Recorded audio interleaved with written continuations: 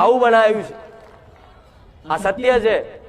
અને જુઠ્ઠું શું બોલું કોડા કહો, જુઠ્ઠું તો ચાલે મને માતાને આવડતું નહીં, પણ આ બધી વાતો કોણ માને કહો. પણ જે ભક્તિ કરતું હોય એના આ બધા અનુભવ થાય ને, કારણ આ બધું માને કોઈ.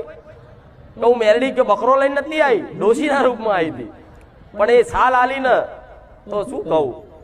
મારો દીકરો તો જો મારા દીકરાના વખાણ કરું, જોડે જોડે તમને એવો ભાવ એક જાણવા મળે છે, કેવો ભાવ રાખવો કે માતાજી પ્રસન્ન રહે આપણી પર. મારો દીકરો અત્યારે મારી આટલી મૂર્તિ છે ને, મૂર્તિ આવી મૂર્તિ મારી મેલડીની જોઈએ છે, કદાચ યુટ્યુબ પર ફોટામાં તમે જોઈએ છે.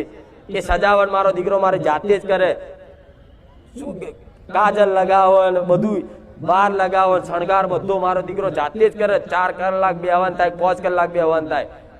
શિયાળામાં છે ને થોડું પાણી ઠંડુ પડ્યું ને, મેં માતાએ તરત કીધું જોજે દીકરા હો